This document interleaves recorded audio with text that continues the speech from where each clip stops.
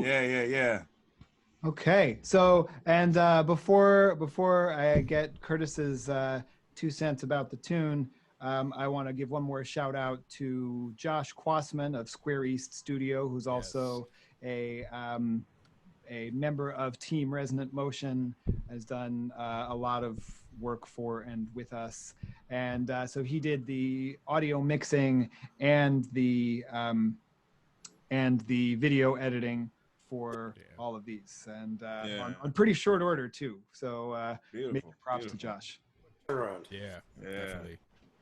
So Curtis, tell me about Never Forget What They Did to Fred Hampton.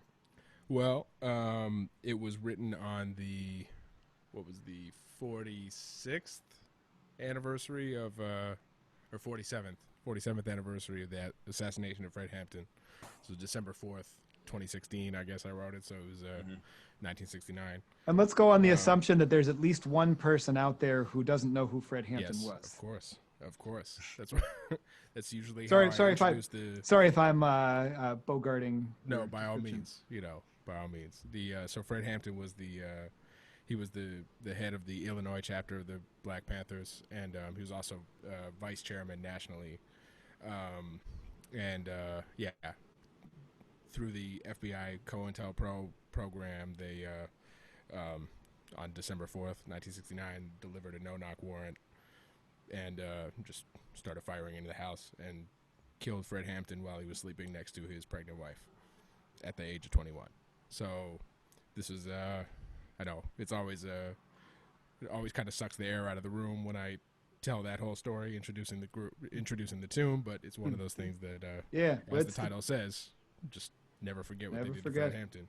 And Fred Hampton was, so like by the age of 21, like he's the reason why we have like, public school lunch programs and things like that. Like, through his work with the Black Panthers, there's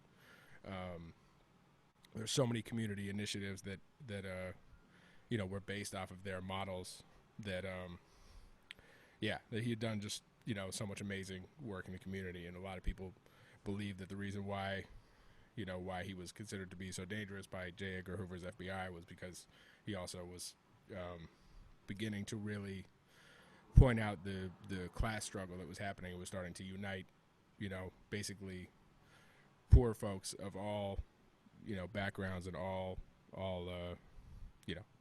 races. All races, yeah. So he basically started uniting people, realizing like, listen, we all have a common enemy, we all have a common goal. Let's work together and do that. And that, that was a way too dangerous an idea, apparently. People having equal rights, people having, economic justice. So it was really, I've been, every time that, that day kind of rolls around, and, especially on the internet, we always get reminded of various milestones and things. So every December 4th, I always end up reading something new about Fred Hampton that I didn't know the year before. So that particular day I had, read a very in-depth article detailing his life and detailing his death, and ended up sitting down and writing that tune right there. Right. So, and normally like a whole tune doesn't come out quite like that, but this one did, Well, definitely appreciate you for writing that, Curtis, because a lot of people don't know about Fred Hampton. Right. I've been on a couple gigs where we've played this, and everybody's like, how can I forget him when I never knew him? That's like face that they have. But it's like, and Curtis, we talked about this, it'll be right in the middle of a set, or like even right at the beginning of the set. And he'll be like, and he'll go into everything that he just said. And meanwhile, at heart, I'm like, yeah, tell these people. But it's also the first tune of the set. And even before we play a note, it's just like, all right. So it's some heavy music. Okay, and then we go now, into some of his, and we go into some of his other music, but it's great because we need to do that. People don't know.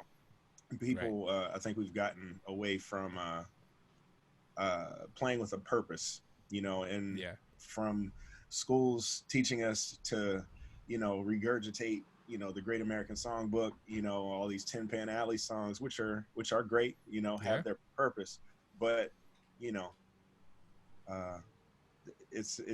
we need more music that tells our history, because clearly our history is being you know, whitewashed and told the wrong way and even erased. So salute to Curtis for writing that and a number of his other songs. Like, we all have music that we're trying to tell stories with, so I can really appreciate Curtis for that.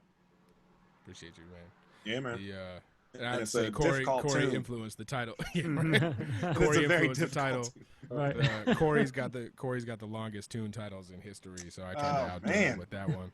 Can't get away the from one this. that we're gonna do. And the remix is coming out, so now it's like the whole title plus remix plus featuring.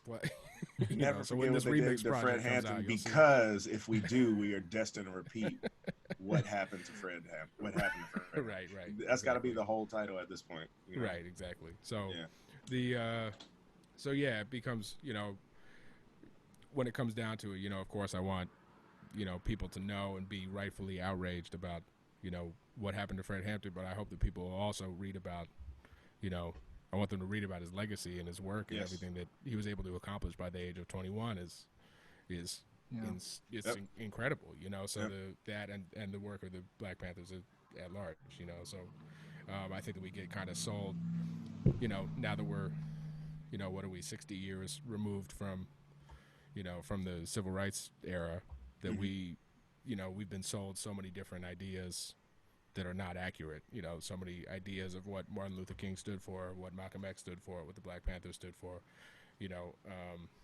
There were just so many ideas that they've sold a whitewashed version of it to us, you know. Like, I remember reading a book about Martin Luther King in 8th grade and, like, taking it so wildly out of context, you know, nonviolence out of context, that I was like, oh yeah, okay, I'm not going to fight anymore. So I got my ass kicked by a bully because I was just like, no, I'm nonviolent, I don't fight. And I just didn't, you know, I was inspired by the thing, but at the time, I mean, also I was like 14 years old, so I didn't understand yet. But I remember being so inspired by the nonviolent aspect of it. But then when you read about Martin Luther King, that's not what it was about, you know. It's about, like, calculated civil disobedience and all these ideas that just get sold as, like, oh no, you got to hug your enemy or whatever the thing is. You know, there's so much more, I don't know. So we get sold all these kind of inaccurate ideas of what people stood for, and I think they're doing it to this day, you know, so. Well, so thank you. I have a question for you, but I also have a question that just came in from the wonderful guitarist composer Amanda Monaco, who herself was a guest artist at Jazz Up Close a couple years back. And she says, can you recommend a good book about the history of the Black Panthers? Oh, a good, I'm not actually sure. I haven't done a ton of reading. Most of it's been online, but I can recommend the Murder of Fred Hampton documentary, which is where both of those samples came from at the beginning. I got to say shout out to Lyndon Harewood, aka Genghis Don, who did the remix that's going to be coming out. He was the one who found that first sample that I used, which is great. And then the you know, the iconic "you can jail a revolutionary but you can't jail a revolution," that comes from the same documentary. So I would definitely recommend that one. And I think there's another one that's on Netflix actually that I've been told is really good that I've been meaning to watch. But as far as books, I'm actually not sure offhand, but I can probably find that information. Thank you. Easily. So. Well, so I have a question for Curtis, and then a very go ahead. Shout out. Sorry, one more shout out to the great organist Matthew Whitaker. That organ at the beginning, that was what you heard, was a sample directly from my record. It's like an organ stem for the record, which features the great Matthew Whitaker. So got to give him a shout out. You know. Amen. Okay. So real quick, Noah, before you please I'd go suggest whenever you're looking to get in terms of history, and I learned this a very long time ago by a great history teacher that I had. You should always look for primary sources. So anything that if you hear the name Fred Hampton, like, what should I look up about Fred Hampton? Look for his speeches. Look for either written, not interpreted. You know, you want to look for his words.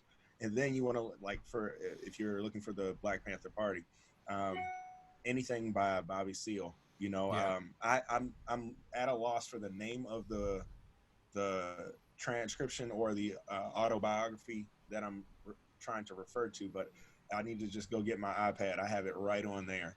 But it's like, just look up for primary sources, because we know throughout history and the way we've learned in school, you can't trust what somebody else's interpretation is necessarily. Okay. Absolutely. Without doing background checks on them, because it seems like everybody has an agenda. So just, if you hear other names, look for their, chances are they either written books or they have published speeches. Like, you want to know what Malcolm X is about? Listen to Malcolm X say it. Don't listen and read to his somebody autobiography. else. You know, exactly. Like, exactly. Yeah. Okay, my bad. Thank you. No, it's not your bad at for all. sure. That's why you're here. That's the thing. Well, and so I guess I have a quest. I'll put it kind of broadly, and I'll let anybody chime in. The way Corey was describing a set of the Curtis Nowosad group, where you introduce a tune like this, and to either entice you or drive you away, depending on your feelings about such things. There's a lot of political material on Curtis's new album, which is eponymous. It's Curtis Nowosad, and there was less of that on your previous records. Not that they weren't also meaningful. And so I'm curious if, from your end, and this is true for all of you who are doing political work, is it the description of audiences being kind of overwhelmed by these explanations of the music? This is something I experience a lot myself, so I'm selfishly curious about this as well. But is creating that kind of disorientation and awareness of conscience and so on, is that a really deliberate part of the experience you're curating, or is it just kind of an inevitable byproduct of writing the music that moves you, and it just so happens that that's what it's about, and so to be genuine you have to go into that? And so before you answer that, the other question, for all of you who are playing this material, by which I mean politically centered material, by whomever, yourself or others, how does that, if at all, how does that inform the way you're playing it? Henry's been stuck doing this with my music for like 18 years now, and but so how does if you were given the same chart for the tune we just saw the video for, and the title was I like Hershey's chocolate or something, you know, like something that was totally benign and not challenging or meaningful, is it just the notes are the notes and you try to inject sound into it, or is there something about that substance that informs the way you interpret it? So I'll back off, and anyone who has anything to say about that, please do. I mean, to that last point, I would say definitely the subject matter absolutely informs, you know, how we're going to perform it. I mean, I think that obviously your musical voice is your voice, so I mean, you're going to perform how you perform one way or another, but definitely approaching a piece of music like that, you know, knowing what it's about, you're going to try to get into that zone a little bit, or a lot, you know. I don't know. Do you have anything that you want to say about this one, Katz? Well, Go ahead, Brent, perhaps. Yeah, I think it all matters. When you give some context to the music for the listener, it allows them to go deeper, and it allows them to go to that place with you, so you can collectively have that experience.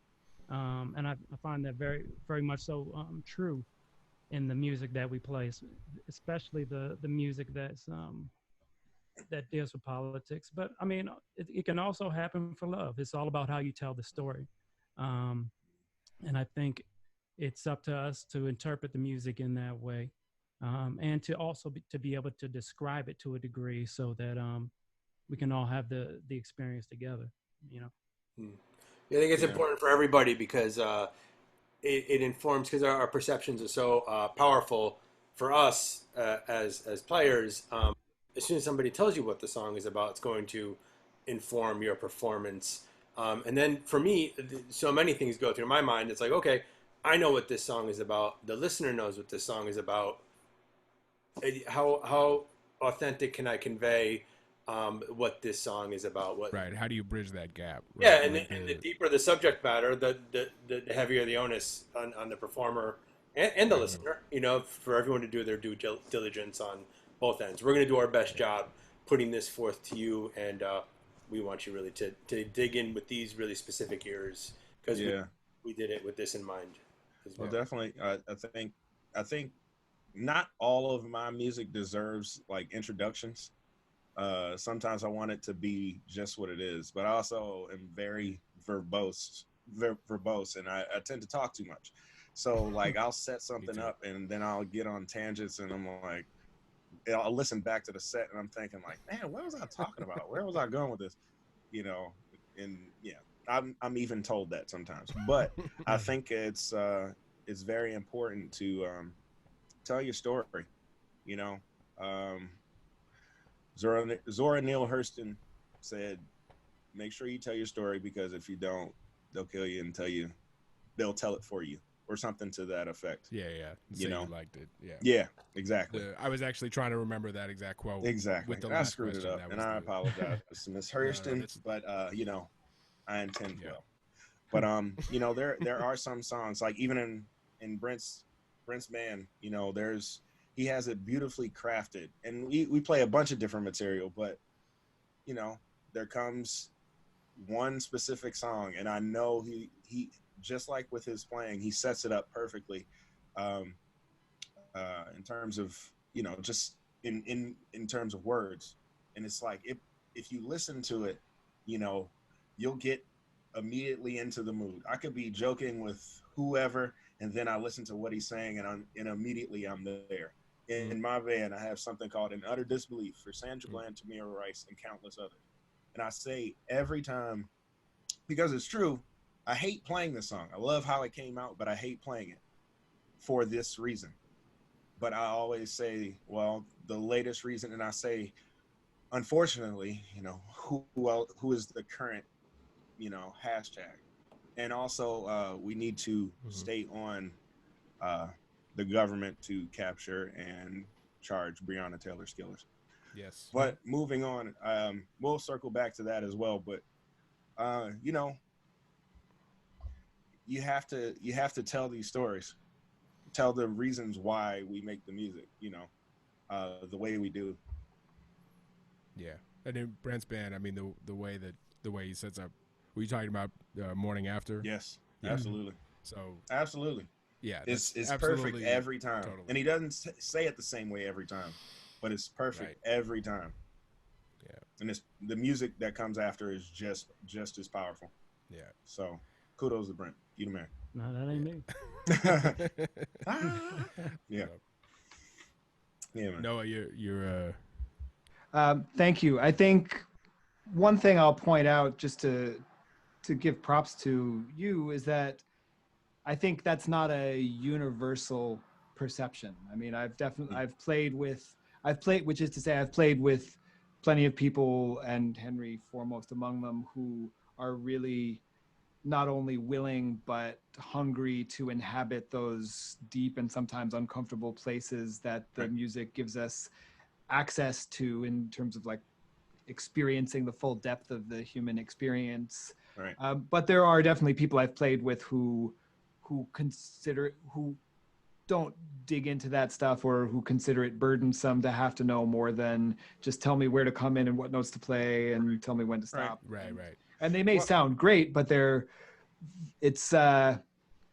wonder if this is true for y'all playing with each other and with others you choose for your side people. I have to be conscious of that. If I'm writing music that's particularly vulnerable in that way, I ideally need people who are not only going to play it well, but are going to be fully present off the bandstand and able to inhabit those spaces rather than just playing the notes. Right. Yeah. Well, I think it's interesting to note.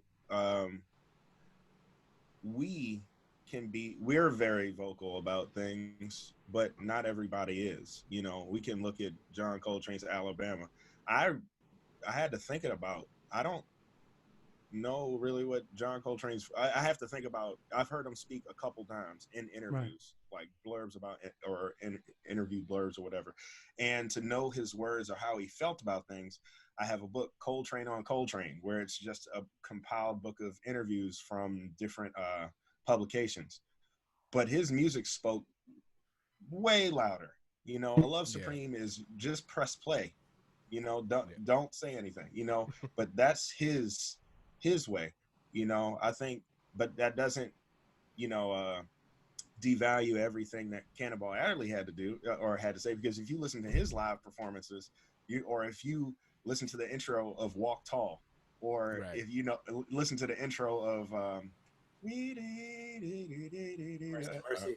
Yes. Yeah. You know, Mercy, Mercy, Mercy. It's like, I'm like, dang, man, yeah. Some days I don't have it. Mercy, Mercy, Mercy. I gotta throw that on. You know, it's his voice and his ability to connect with people before the song plays is just as great as and powerful as John Coltrane's just his music, you know, or Starting Art and Blakey playing in the an whole set interview. without talking. You know, like we all have different ways of doing it, you know. So, you know, that's not to devalue. What we're saying is not to devalue people who just leave it to the music, but you know, I like to say something to put it right in place, that there is no confusion where the song came from. Yeah. Thank you. Well, so Brent, you want to set up this next one? Well, I grew up in the 90s, so some of my favorite music was R&B, you know what I mean, and early hip hop. On the radio was like people like Jay-Z and like Nas and Lauryn Hill was big back then. And one of my favorite groups out was a group called Jodeci. And Jodeci sang in like a bluesy style. They had a lead singer that had a raspy voice. And I love that style. And a lot of times, especially when I'm playing the blues, that's what I'm hearing in my head. So this next tune is kind of a tribute to that style of sound. You know, that 90s R&B infused with hip hop. You know, and Biggie Smalls and all of that good stuff. So this one is called Jodeci. Thank you, Brent. And a reminder that if questions come up as you're listening to any of this, you can comment on the Resonant Motion Facebook video, or you can send an email to jazzupclose@resonantmotion.org. And so here's Jodeci.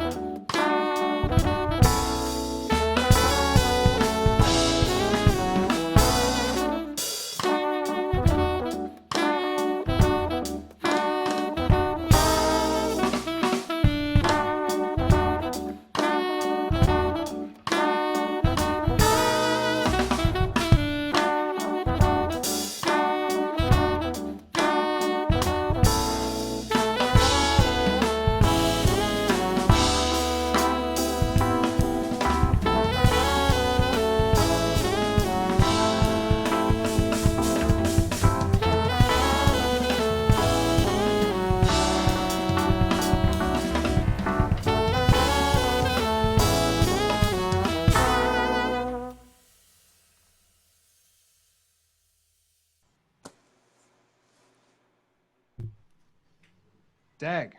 Yeah, Brent. Okay. Yeah. So I'm just going to throw a bunch of questions at you that have come in the last few minutes. The wonderful singer and all-around cool person, Sarah Armstrong, wants to know about the filter you used on the trombone, Corey, on that one. Okay, so during some of the shows, especially with my band, I use pedals. So I wanted to replicate that, and Brent threw this song into the air, and I was like, "Oh, let me record it one way, and then let me see if he doesn't like it. If he doesn't like it, I'll just take it out and send him the regular version." But you know, I sent it to Curtis first. I was like, "Man, you think Brent's gonna like this?" I was like, "Yes." He's like, "Yeah, man, just send it." I sent it to Brent. He was like, "Oh," you know. So he's, you know, he got pretty excited about it. But I didn't know the Hendrix trombone was an option. Now I'm gonna be writing for it. Yeah, man. Look, you know, for another group that I have where it's trombone and effects, drums and bass. You know, I use a lot of pedals, just almost exclusively. But to get back to it, it was pretty much in Logic. There are a bunch of filters, and I didn't want it to be. I just wanted it in octaves. So it's one that changes a guitar sound to an octave higher, and then one that places like a whammy pedal. Exactly. Yeah. And then the distortion pedal to where the trombone voice naturally sits. And then there, even if you can listen closely, there's the trombone just as it sounds as well. So there's 3 different trombones going on, and you know, as it should be. Yeah, right. Of course. I mean, you always need more trombones. You know, trombone choir. Hey, I'm in one of those too. A couple of them, but I know you are. Yeah, it was just a distortion filter, and then I'll get the exact name of the other filter that takes an octave up. But I just wanted to use something a little bit different, and you know, was hoping that it would fit the mood of the tune. You know, I grew up the same era as Brent, and I mean, we grew up in that era, but had parents that had us listening to everything. So, and we enjoyed everything. It just, I can speak for Brent because I know his family. I know his parents too, you know, like very similar to mine, and just had us listening to everything. So I think it's important with the 3 of us, you'll notice that there are a lot of elements. It's not just spang-a-lang, which we love, you know, but I like to incorporate a lot of other sounds that I grew up with and that I'm very close to, you know, in my music. It's important because it tells the whole story, you know. I can't just, now we can tell a lot of the story with, you know, some spang-a-lang just going in, you know, bebop and things of that nature, but something that's different. Every generation that comes after is then responsible for everything that came before. You know, so you know, we're as the griot storytellers of our, you know, music, some of them, you know, we're responsible for that. So again, kudos to Brent for writing this ridiculous tune. It's beautiful, man. Kill it.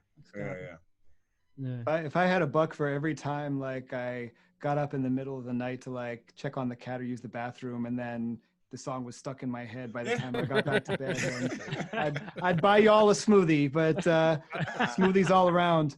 Right. Corey, on the subject of storytelling, would it be, I guess I'm putting you on the spot, so if the answer is no, then it's too late, but would you mind sharing in broad strokes what you were dealing with as you laid down these tracks? I think you deserve some pretty major props for that. Pain and discomfort. Noah, pain and discomfort. You know, a month ago, I was in a pretty like, serious cycling accident. This cat just ran into me, and I flew off my bike, and then landed pretty hard. Fractured clavicle, bruised ribs, sprained wrists, you know, and more, like nerve damage, whatever, gashes, road rash, you name it. It was all there. And so like I didn't want to no, I was definitely, I wanted to cancel everything. I was hurting, you know, and even now still have remnants of that. But, you know, you said you wrote that email and you're like, man, we can get, you know, so and so to cover your part and blah blah blah blah. We'll still sing you some money. I'm like, I need this. I need to make this music. Right. I need to figure out, you know, like how he can. I need something else to occupy my mind. Well, because and Noah, what was my response to you? Was I am 99.9% positive that he's gonna just soldier through. Look, I'm like, whatever. I mean, you know him better than I do, so. I was like, but you were right. And it's not, you know, it's not about like being tough or anything. It's literally, it's more so me understanding myself, and I needed something else because cycling is my way to like get away, you know. Right. Obviously, you know, I'm talking figuratively and metaphorically, you know. I'm talking about like that's the thing I've chosen in the past couple of years to, you know, as therapy, you know, in addition to therapy. So I've wanted to, or yeah, when that happened, I got into a dark place, and I was like, well, music. It is, again, music is the mistress or the, you know, significant other that I've always had, you know, from my earliest memories that I can just rely on. So I let it be that once again. So I appreciate you for just being like, hey man, you go take care of yourself. I'm gonna get somebody else. I'm glad you didn't say that. You're like, hey man, if you can do it, you can do it. You know, so I tried my best. People who've been around me a while have seen enough of my physical hijinks or obstacles that I would be the last person to try to make a decision for somebody else about what they should push through or not. But so I have a few other questions that have come in. The wonderful pianist, I'm a big fan of Willem Delsfort, and he wants to know, what's your favorite 90s artist or group? It's not directed to anyone particular, so maybe all of us, maybe Brent specifically. I'm not sure. Drew But Hill. anybody take it. Go ahead, Drew Hill, for real. Why is that? Now, Drew Hill was like the newest version of Jodeci. You know what I mean? Yeah. It had the same style of lead singer. You know what I mean? And also, they were from Baltimore, so that was. I mean, for us, that was our group. We didn't get much. You know what I mean? Orioles weren't really good until like '96. You know what I mean? So I mean, so we had Drew Hill. So Drew Hill is definitely one of my favorites. And I mean, yeah, that's it. Drew Hill. That's tough. Yeah, I don't know how to answer this question at all. I actually wasn't into Drew Hill. From Baltimore, inner city Baltimore, northeast Baltimore City. I represented for them and like always said, yeah, man, Drew Hill's great. Love this song. But I wasn't the biggest fan like at that point in time. By the time I got into high school and college, Drew Hill fan, Cisco fan, absolutely. But in middle school, nah. I was like, man, why are all their songs slow? Goodness. But I don't know. I can't do a favorite, you know, because I'd be skipping over so many others. Right. Well, but so while you're contemplating it, Samir Moulay wants to know, I just want to know where Brent got that shirt. Right out of your closet. I was wondering. Out of your closet.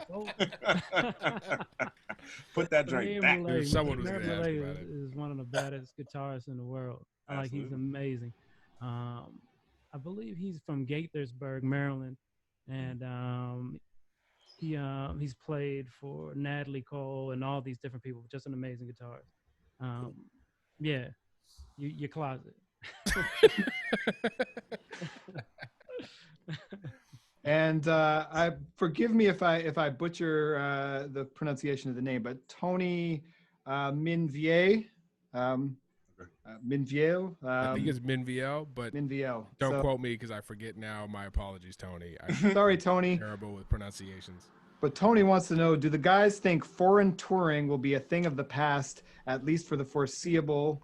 And are other revenue streams likely to manifest themselves? So how about those Orioles? Yeah, exactly. I mean, are other revenue streams likely to reveal themselves? I mean, no, because yes, but no, only because the powers that be are not going to allow us those particular income streams. Pandora's box has been opened where people expect to consume music for free. Yeah, like I don't know how to. Yeah, I mean that wasn't meant to sound snarky. I'm just saying. Yeah, no, like true. I literally don't know.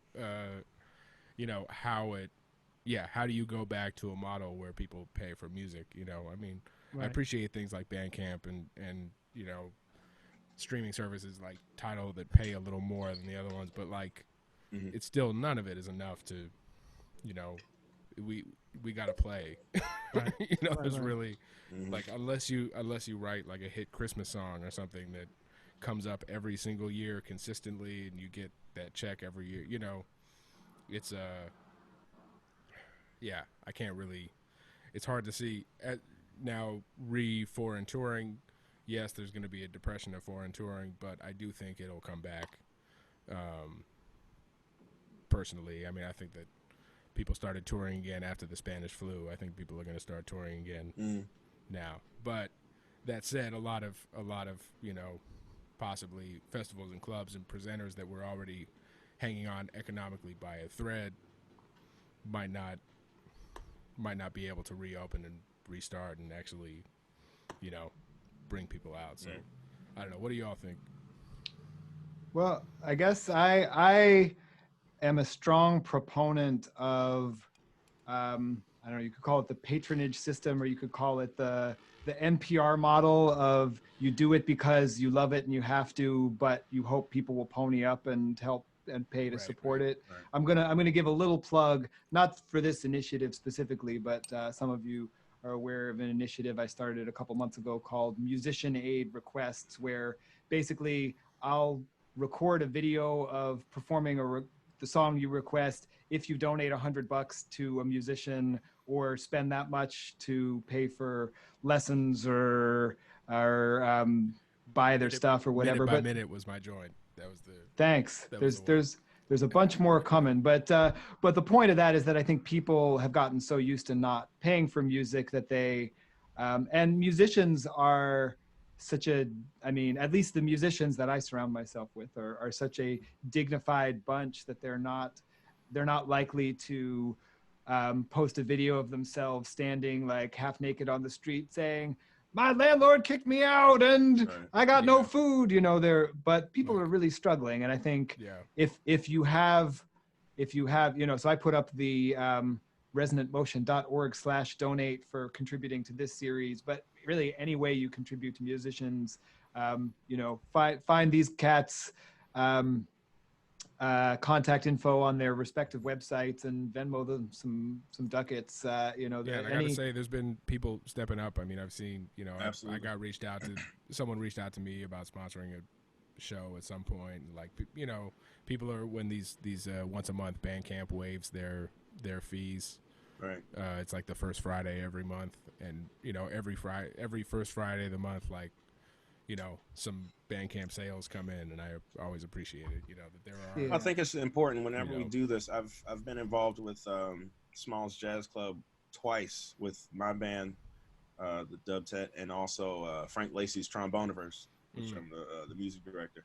And if you can't, as musicians, we can't be afraid to ask.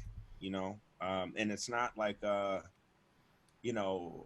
hands are out. Sir, give me some more. It's like, it's more of a, okay, so you normally pay to get into jazz clubs. So those of us with any type of integrity, I want to put up my Venmo or Cash App or whatever. And this is the jazz club now, like this is where we're inviting you into our club, which is whatever the venue is, whether it be somebody's home or out. There have been a number of sidewalk concerts, and it's just let's keep this going, because if you have to understand, if you don't contribute,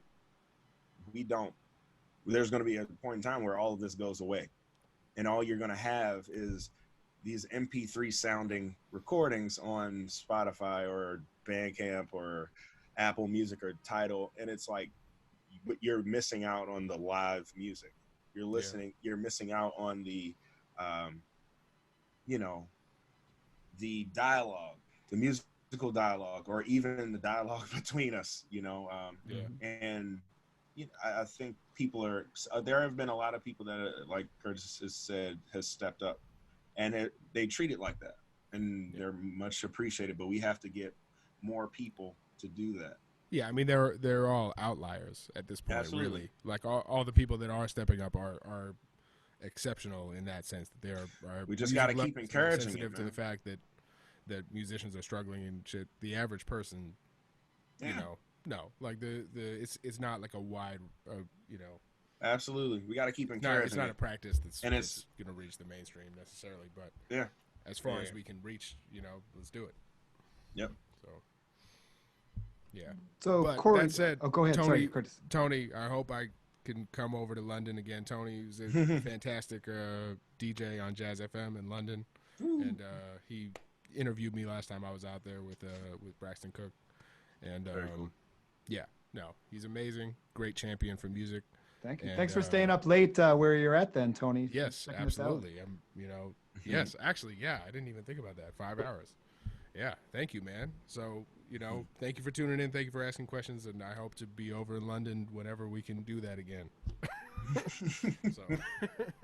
Corey, do you want to set up this next one, which, as Brent pointed out, is the shortest song title in the Corey Wallace repertoire? Well, that's because it's not the full title. Promise kept. Goodness. So that's true. This is the song that I submitted. The abbreviation. The song I submitted for us to play, is one of the first ones that I wrote, and it's based off of John Coltrane's "The Promise," which is on, I believe, Live at the Village Vanguard. Live at Birdland. Thank you. Yep. And man, it's entitled "The Promise," but I sat there and I thought, and I, of course, made a long title out of it, and it's entitled "Promises Kept by Those Who Seek the Truth." Mm-hmm. So that is just that speaks to integrity once again. For those of us that aren't just, I don't know, we don't just rely on the jazz education. Our learning didn't stop there, or even when we were in school or wherever you learned it, it didn't stop there. There were some things and we want more. We want to be a part of the story. We want to be a part of the history and the lineage. So,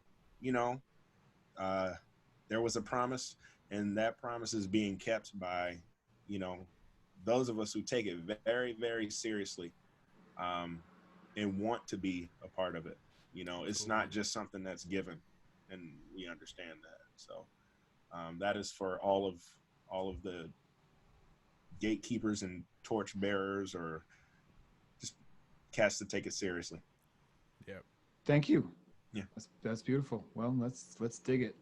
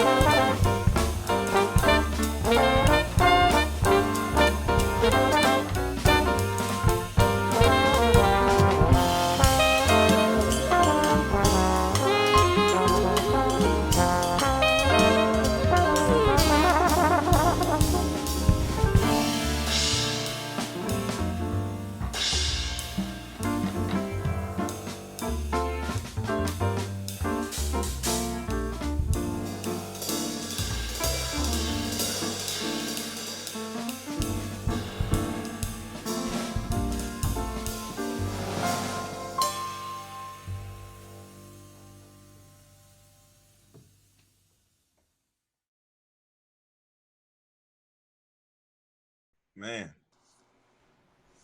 Hey, that's out here swinging. There it is. shout out to Henry Lugo. Yeah. Lay Thank it down. My pleasure. Woo. Beautiful Finally tune. got a solo on this one. Yeah. There's a solo on the next one too. It just, it just took. Everyone on the hook. Right. And I want to give props to my wife, Kate, for trying in vain to convince me not to wear the sport coat when it was like 150 degrees out and humid the day that I recorded that one. I'm like, I got to look slick. And she's like, Right. nobody's going to care if you're wearing the... So Right. she was totally right. Yeah, right. It took Yo, me I a couple bought- tunes before I So capitulated. I bought 3 brand new dress shirts like the week before everything shut down. I wore one on my very last gig, like at Mesro, right before everything shut down on March 16th or whatever it was. And then the other 2 have just sat in the closet. So I put one on today. I'm like, all right, good. Thank you. Dude. Here we go. Yeah, man. Had literally no reason to look presentable for any reason at all. So I have, in addition to an email that's not a question, but from Jeff McQuillan, I just want to acknowledge a great Connecticut percussionist who, when I was a teenager in New Haven, his band Mikata was the group that introduced me to how Afrobeat and other African dance music could be fused with R&B and so on. It just totally opened my mind and ears. So he was really expressed that he's moved by this, so that's touching for me. And so take my word for it that it's coming from a beautiful source. Okay. And I'm Speaking of Afrobeat, you'll notice when the video comes back around, look over my left shoulder in the video. I've got a picture of Tony Allen pasted up on the wall. Yeah. The Fela Kuti's drummer and musical director, Rest in power. who passed away just a couple months ago. So yeah, so we've had to pay some tribute to him. So he's up on the wall right behind me. When the next video comes up, you'll see it. But that's one of my all-time absolute heroes. So got to hear him live once. Me and Henry Connerway and Darian Douglas, 2 of my best friends. Yeah. Incredible Triumvirate. drummers, the triumvirate. That's us. So yeah, we got to go hear him at Le Poisson Rouge a couple years ago now, and it was incredible.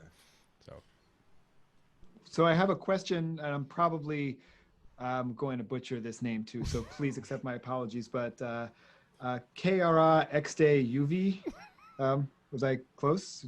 I don't know if this is someone you guys know, but I'm curious though, apart from just listening to live music, how can we usher in a new frontier of storytelling and an experience? It's a good question. I don't know. Who wants to start? I think it's going to call upon us to be more than just musicians. And I don't mean like music has not ever been enough, or, the many, many years of us putting, this craft before everything else is not enough. I'm not saying that. I'm saying we have to use other aspects of who we are to add to the product, and not product just as if we're just selling it, but add to the presentation. It's going to call on us to be visual storytellers, to add to this music that we've made and are making. It's going to we're going to have to lean on other masters of crafts, other crafts, and we're going to have to just join forces so we can put this out in a different way, different than what's been. I'm not going to say what's been done different than what's been done before, because I think that even though people say there's nothing new under the sun, your voice is different than whoever else's voice, and you have a connection with a community that maybe that person didn't have. So Brent telling the story along with so-and-so and so-and-so is completely different than John Coltrane did it. Curtis's storytelling is completely different than Tony Allen's or Elvin's, or you know, and we still lean on them and we still hold them in high regard, the ancestors of this music. But how we do things has to change, like what's being alluded to in this question. But it's just as special. You know, we have to look at other ways that it's been done, and we have to take from that and put our own little flair on it. You know, I don't think it's just one way to look at the solution to what's going on right now or what's about to happen. Yeah. I think sort of further to that, it's a matter of not just showing up and playing good. I mean, it's a matter of really like taking, you know, I feel like Brent is kind of a master at this. Like, you know, when that record dropped, no, I'm just saying when Birckhead record dropped, and like the way I was seeing him handle social media and the way that the presentation was and the way that like the videos and the photos and everything and just the way that it was put together, I was very like, absolutely, you know, this is the thing, this is the package. It's not just the music and the you know, these files that people are streaming at you know, a fraction of the quality that they could be listening to, you know. It's a matter of all of this stuff and everything that goes with it. You have to use social media. Yeah.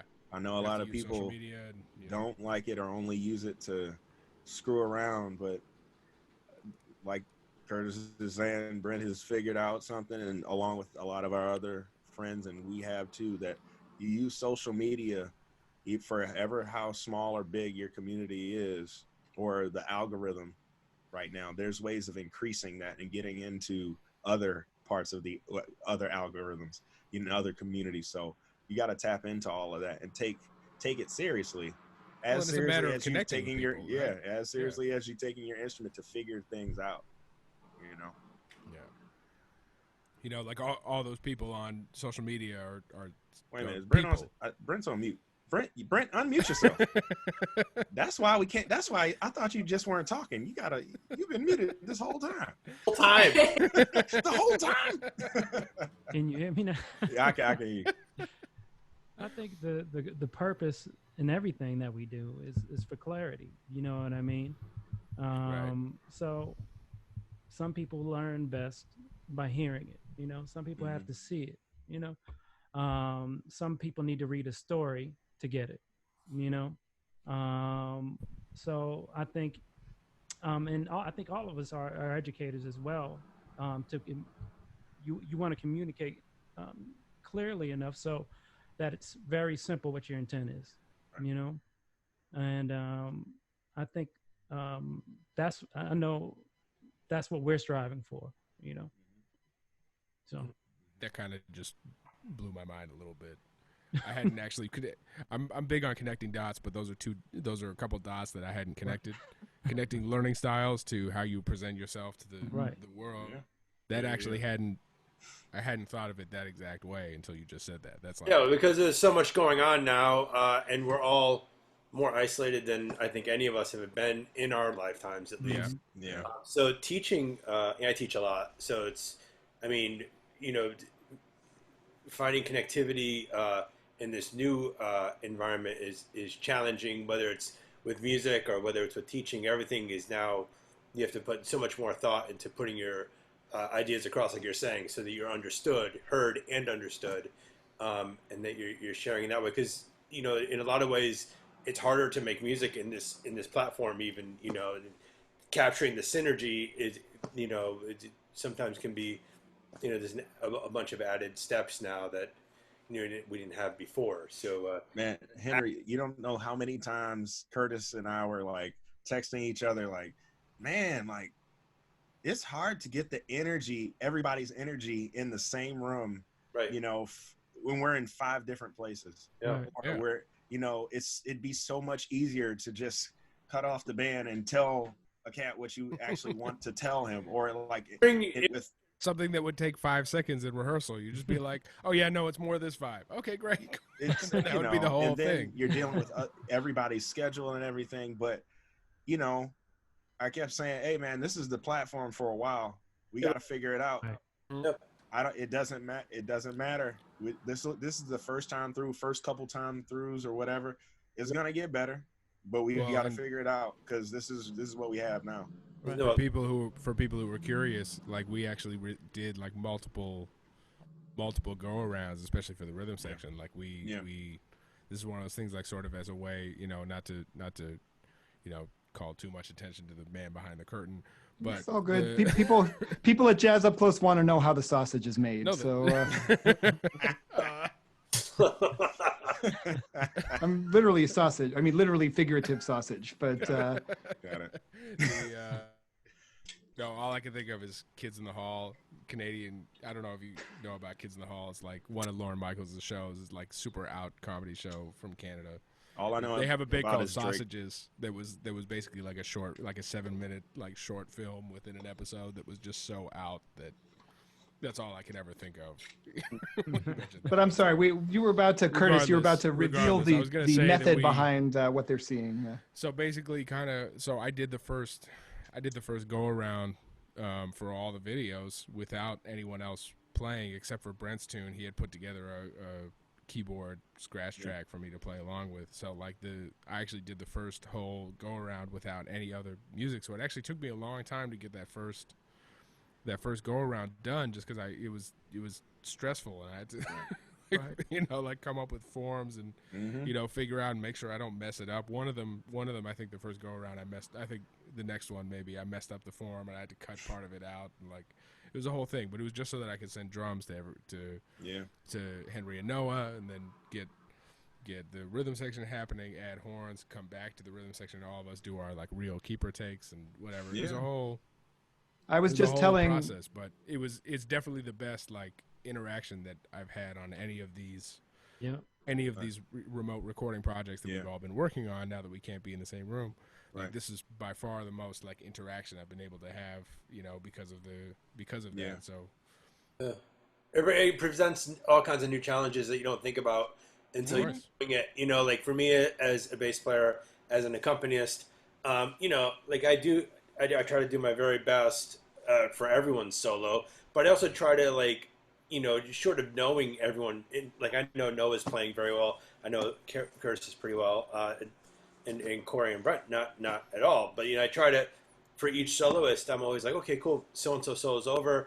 So if we were on a gig and Noah took a solo, and then Corey, your solo started, I'd try to do something that acknowledge that this is a new solo beginning. Right.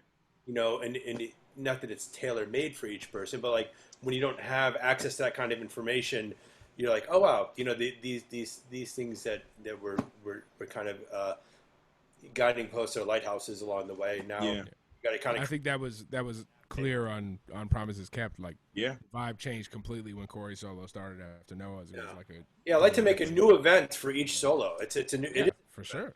Solo and it's kind of hard.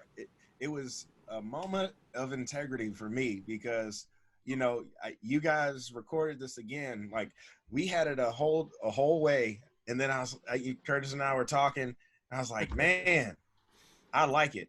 This is killing it. We're going to deal with it. He was like, no, what are you thinking? I'm like, well, so this is what I originally had in mind. And then the rhythm section got together. They huddled, like remotely huddled, socially distancing, and created a whole different vibe with what we hear now. And then he sent it, and I was like, man, I didn't even want to listen to all of it. I just knew after hearing Noah solo, I was like, no. We got to do this over. We got to do this over, and I'm going to put the button on it. I'm going to make it right. But like your solo that you played with the previous rhythm section didn't make sense anymore, right? It didn't make sense in terms of storytelling. I was hanging with a different rhythm section, It's not just 16 bars of G minor that you're blowing over. No. You guys were doing something completely different. And I didn't even listen to everything. I just knew it was different. And so the moment of integrity was like, nope, turn it off. And then tomorrow when you record it, you have to try to be in the moment and listen to what they're doing. I didn't want the cheat codes. I didn't, I wanted to be able to react to you guys. So I did record it 3 times, but no editing. I was just like, look, I want it, I want to try to hang with these cats because the other rhythm section was dope too, but this is something completely different. Without a lot of the challenge of it too is like, okay, I've got Curtis's drum part and I've got Noah's drum part, and I could have sat down and listened to it 26 times. Right. Noah does this thing. I'm going to catch that. It's going to sound like magic. Right. Right. Yeah, Like, I was just talking to some students today and yesterday about how I think I made it in like 1 or 2 takes on each, but I deliberately pulled the files together after I laid down my reference track for Brent and Henry and Corey to play along with, and then I went to do my real one. I didn't listen to their parts first because I wanted to have that in the moment reaction to it, and I knew that by the time I got to the 9th take or whatever, I'd be like, okay, here's that part where he plays an F sharp, so let me. I did the same thing. I wanted to kind of react in the moment. Of course, the first take was really garbage. After that, I was like, I thought that it was like, I just want to react, and then the first take, it would just be, it's like, okay, this happens there, but still, by the second take, it's still fine, still reacting. Gives hope. Got your tracks. I pressed play to make sure it worked. And as soon as I started listening, I started making notes. I'm like, okay, I'm going to turn it off. Don't do it. Yeah, Don't do it. Right. My attention span is short enough that I know I'm not going to remember what actually happened anyway, so it worked. In a rare flash of self-discipline, I turned it off, yeah. Oh, man. So I have one last question that's a follow-up to the one about the finding the new modes of expression and so on, and that is, how do we take from the past without solely relying on it to forge the future? I.e. expanding the way you approach the music, genre bending, and staying current? I think we just have to be honest. We can, play the music that you like. And that can be all sorts of things. That voice that's in your head that you don't necessarily want to do when you're playing this type of music or this type of music. I think just being totally honest with how we're composing. We don't necessarily have to think about like, what is this person going to think about it, and so forth, or what is this club going to say about it? You know what I mean? And I think that's the best for me. That's the best place to write from, and to create. Yeah, absolutely. Hopefully that sounds current. Absolutely, doing all that work to do all the studying that all of us have done and continue to do. Right. Every day, to really understand where things are coming from and where we fit into this lineage and all of this stuff, and at the same time also not turning off the impulse to just play what we're hearing, which is going to be informed by more modern influences or things that we were into before we got into jazz or whatever those things are. Like there's so many different. We're gonna have so many different musical influences at this point. So much of the music that we that has become a benchmark. All the classic recordings from the earliest jazz to swing to bebop to all the way through. So much of music I treasure all that music, and it's a huge influence on me. But also, I'd be silly not to mention that there's a bunch of music that wasn't even made. Music was recorded that I grew up on. That was a big when someone asked the 90s records, I was like, man, in the 90s I was listening to like Odd Meter, prog rock, Rush, Theater, and all these bands like that. Canada. The early jazz that I idolize as well. So it's like it's your our responsibility to make something out of all of those influences. The electric invented. Until whenever. But that's where I grew up playing first. That's going to influence and inform how I play the double bass or how I function in a rhythm section. And I think that the more the older we get, the more time we spend with it, the more true to ourselves we get. Hopefully That part. I'm just gonna go ahead and say that part again. Because it's kind of impossible to develop in the way that is necessary without having tunnel vision at one point or another, where it's like, absolutely, I have to do exactly this thing, and then and I end up looking back on it and regretting at certain times, like, why did I turn off this part of my brain that was wanting to do this thing, or whatever that might be.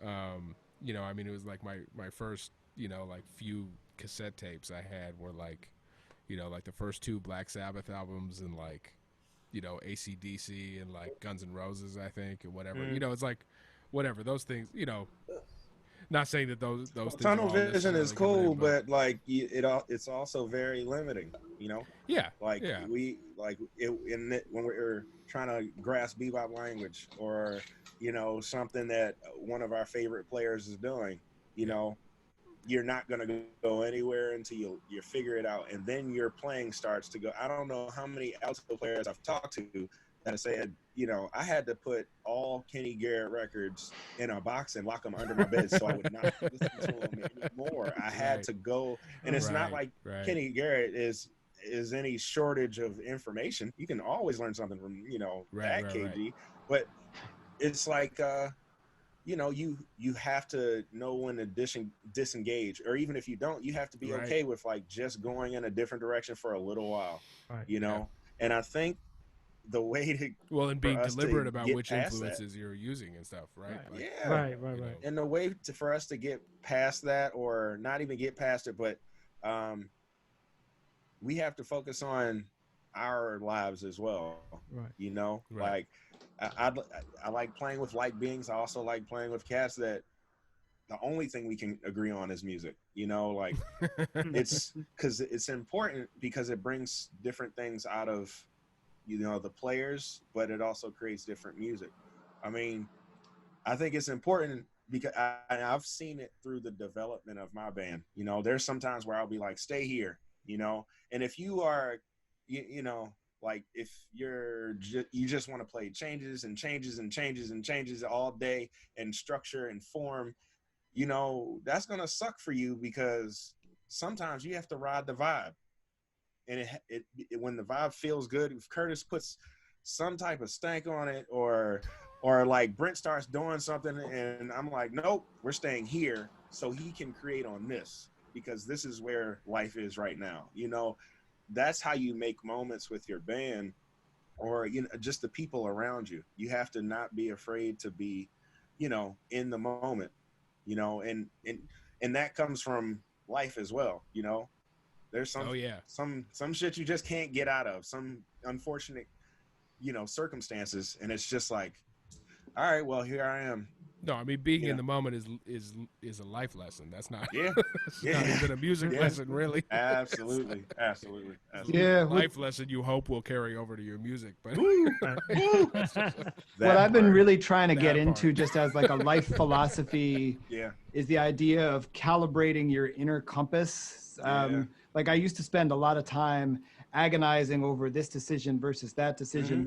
What's the most morally right thing to do? And at a certain point, I started trying to think about, well, let me just work on cultivating being the person who's just tuned into who I'm about as a moral human being. And that way, when that moment comes, I go with the gut, but it's not going with the gut in a reckless or way. It's that gut has been calibrated to respond in the way that my higher self would want to be. I like that. And I'm realizing I've never honestly didn't really think about it in these terms until this conversation, but that's how I've tried to develop as a musician too, where all of my collective influences, inside and outside of music, I try to be really diligent about learning the relevant skills and vocabulary and so on, so that in the moment, I mean, people say, what scale are you thinking of when you do that thing? And I try to not be thinking about any of that stuff. I try to just feel it, but feeling it is not a way of just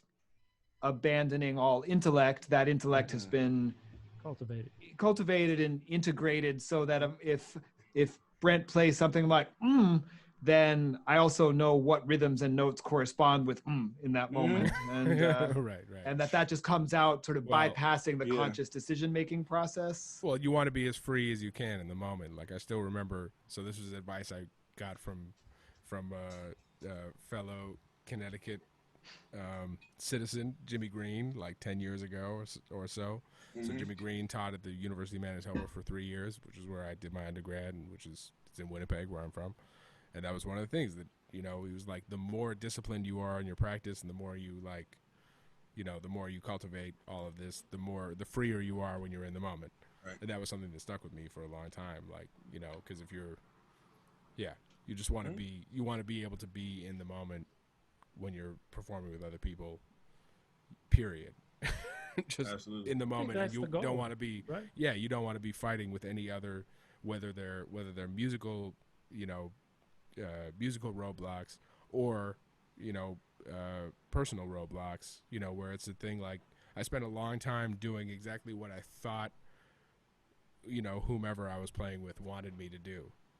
For a long time, and Right. That whoever that was changed, night to night or whatever. But I was always doing what I thought they wanted me to do as the drummer, and now I try to get much closer to what is the thing where is the music going in this moment, and what am I expressing. I think mentorship is very important, because I've had a couple older cats on gigs lean over and say, stop doing that, be you, do what you do. Right. Don't do. I've had Brent say that. I've never said that, yo. Shut up. It's like, literally, get out of your head, be you. Right. Be you. That's why you were hired, to be you, not to be. I'm not JJ Johnson. I love JJ Johnson. Spent a long time trying to figure him out. I'm not him. Of course. But I'm okay with that, and it took me a long time to be okay with that. But that's music takes a long time to really get. They say it's an old man's game. Yeah. Yeah. Yeah. So I mean, like, you have. How many of us been told it's a marathon, not a sprint? You know? There you go, long game. Ultra I want to, marathon. like, yeah. No, that's real. I think that's all of our goals, to be able to be in the moment, and we take those moments when we didn't necessarily know exactly what to do, and we learn from those experiences. We do them over and over and over again. We listen to it. We evaluate what we did, so that the next time that moment comes, you're not thinking about it. I think that, like Curtis said, we're just trying to play freely. The form happens. It's there. We know what the form is. How do we play freely within the form? And then what form, Right. So. Right. Play life. Right. Amen. Life.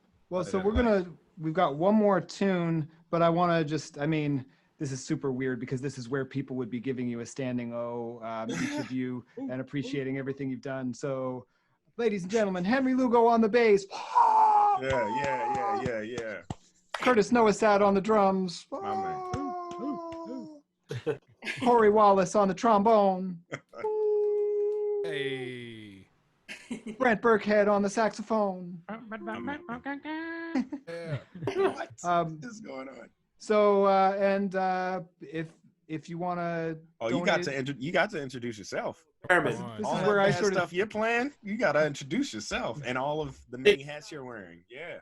And I'm Noah Baerman, the wearer of hats. And, Yeah. My man. it's too hot to wear hats right now, but And and so if you want to buy their records or logo. donate some money to them, please do. If you want to put a little money in the punch bowl at resonantmotion.org/donate, please do. And we're going to take it out with a really gorgeous and important composition of Curtis's, which I will let him introduce before we take it out with that tune. Before I introduce that, I just want to double check. Brent, is Bandcamp the best way to go? Yeah, Bandcamp, to get for sure. to get CD or download. One of the big things is that you can download like full quality files too from Bandcamp. Well, A, it's a direct line to the artist, but B, it's you can actually get higher quality music from it too. Right. So I want to say go to our respective Bandcamps, and all of our music is up there. Okay, so introduce this one. and SoundCloud.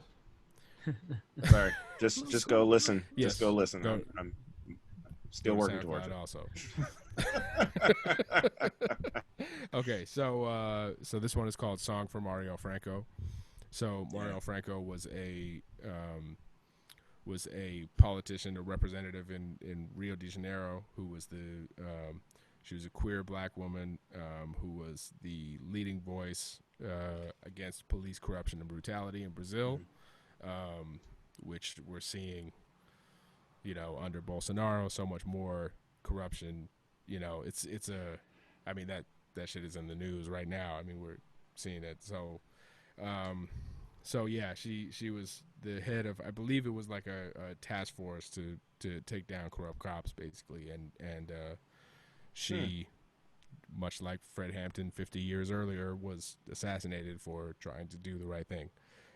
And the turns out they arrested who assassinated her, and it turned out that it was something like he lived next door to Bolsonaro or something like that, and then he was killed before he could be brought to trial to dime on him, basically. So like the whole thing is just so insidiously corrupt to begin with. But Marielle Franco was really a voice for the people, so I really wanted to write a tune that really in tribute to her. You know, we've got a good friend named Flavio Silva, who's from Sao Paulo, who's, you know, one of our best friends, who we, you know, I really, you know, I'd been reading about it, and I said, like, man, is this really what's going on? He's like, no, it's much worse. He explained, you know, like the levels of what was going on. And, you know, yeah. So check out Flavio Silva, incredible musician, great friend of ours. Flavio. And but yeah, so this is song from Marielle Franco. This is, and I usually usually live play these two tunes as kind of a suite, you know, as sort of a tribute to both Fred Hampton and Marielle Franco. I usually play them back to back live. So here it is. Right on. Thank you, gents. Oh, thank you for having us. Absolutely. Thank you Such for a having pleasure. me. Thank you. Yeah. Opportunity. Here's a song from Marielle Franco. What a beautiful tune this is. Great tune. 2, 3, 4.